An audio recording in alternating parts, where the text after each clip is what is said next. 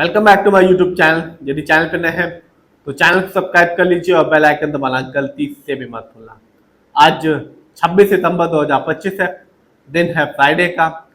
इस वीक का मार्केट बंद हो चुका है, अब मार्केट खुलेगा मंडे को। ये वीडियो सिर्फ एजुकेशनल पर्पज है, ना हम कोई स्टॉक खरीदने की सलाह देते हैं और ना ही बेचने की। आज बात HCL के बारे में। इस कंपनी को कह सकते हैं कि अभी ही एक कॉन्ट्रैक्ट हाथ लगा है जिसका कॉस्ट है 62,000 करोड़ का। ये कॉन्ट्रैक्ट मिनिस्ट्री ऑफ डिफेंस के साथ है, MOU साइन कर दिया गया है कंपनी के द्वारा। इसकी बात हम आगे करेंगे, जिसकी वजह से जो एक्सपर्ट हैं वो ये बोल रहे हैं कि इस कंपनी का शेयर प्राइस जल्दी ही 6,000 या इससे ऊपर जाएगा। तो बात आज HCL के बारे में। सबसे पहले जानते हैं कि कंपनी क्या करती है। तो ये कंपनी एक डिफेंस सेक्टर की कंपनी है और ये कंपनी एयरक्राफ्ट, हेलीकॉप्टर और जो उनके इंजन्स होते हैं उनको बनाती है। और आज के दिन यदि आप देखेंगे तो इस कंपनी का जो शेयर प्राइस है वो है 4,736 रुपीज 10 पैसे।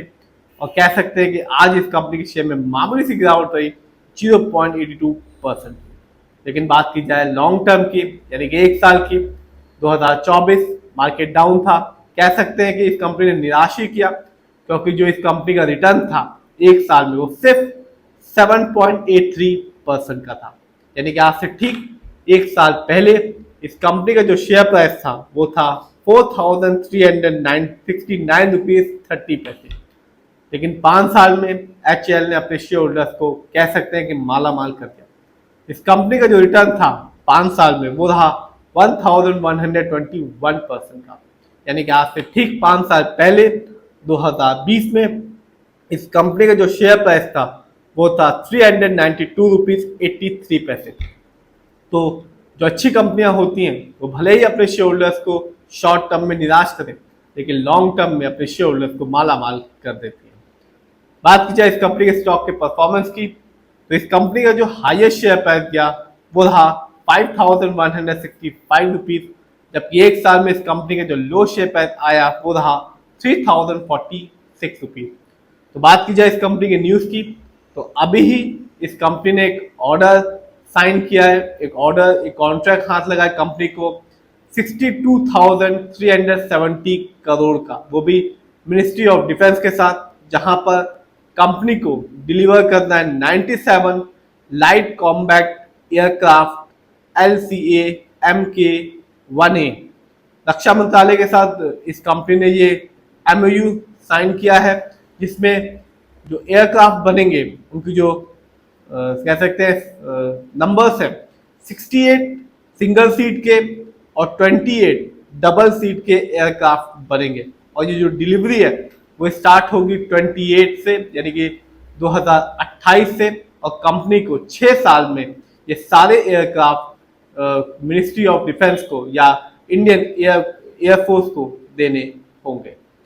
तो एक अच्छा खासा ऑर्डर हाथ लगा कंपनी को, 62,000 करोड़ की डील हुई है। और आगे देखते हैं कि लॉन्ग टर्म में ये कंपनी इस डील की वजह से कैसा रिटर्न निकाल के देती है। आगे देखते हैं इस कंपनी के कुछ इवेंट्स को। तो ना केवल कंपनी अपने शेयर होल्डर्स को लॉन्ग टर्म में एक रिटर्न निकाल के दे रही है, साथ ही साथ एक अच्छा डिविडेंड भी दे रही है।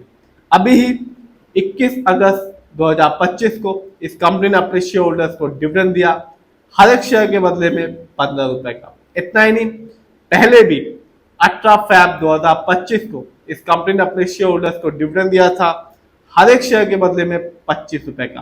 तो एक साल में इस कंपनी ने अभी तक अपने शेयर होल्डर्स को 40 रुपए का डिविडेंड निकाल के दे चुकी है।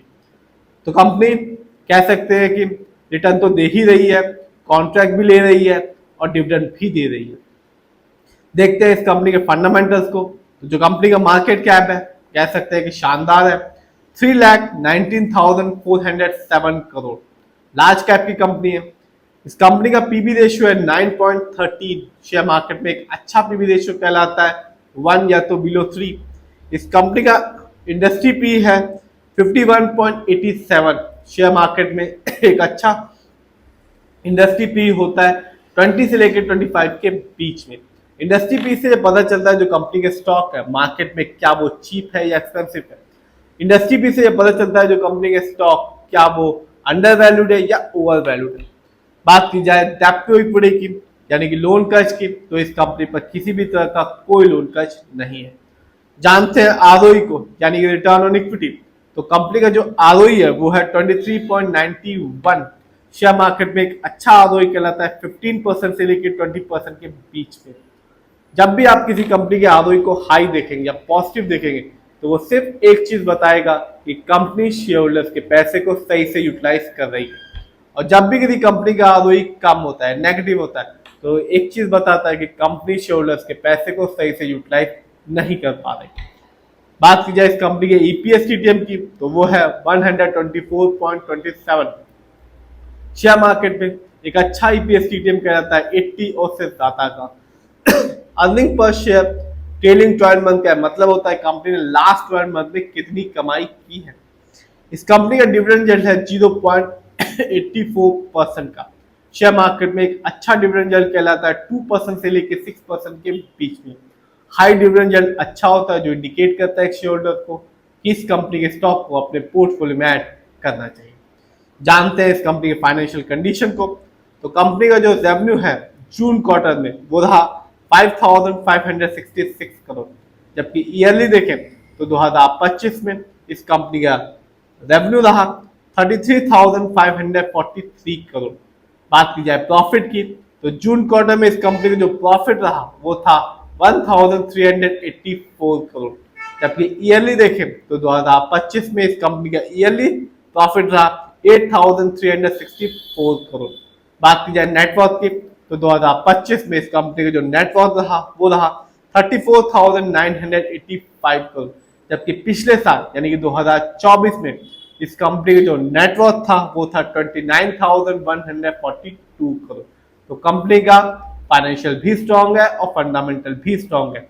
देखते हैं इस कंपनी के शेयर होल्डिंग पैटर्न को। तो आप देख सकते हैं इस कंपनी में जो प्रमोटर हैं, यानी कि इस कंपनी के जो ओनर्स हैं, उनका पैसा अपनी ही कंपनी में सबसे ज्यादा लगा हुआ है, जिसका परसेंटेज है 71.64% का।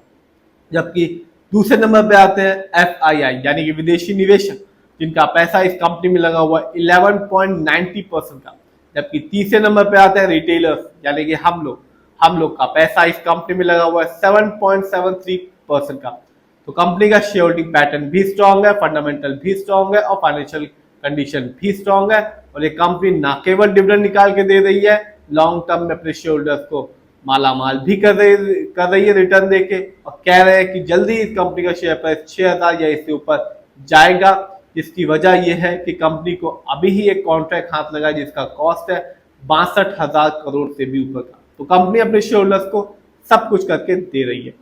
फिर भी आप जिस भी कंपनी के शेयर में इन्वेस्ट करें, खुद रिसर्च करें, एनालाइज करें, अपने फाइनेंशियल एडवाइजर की राय लें, फिर अपने पैसे को शेयर मार्केट में लगाएं।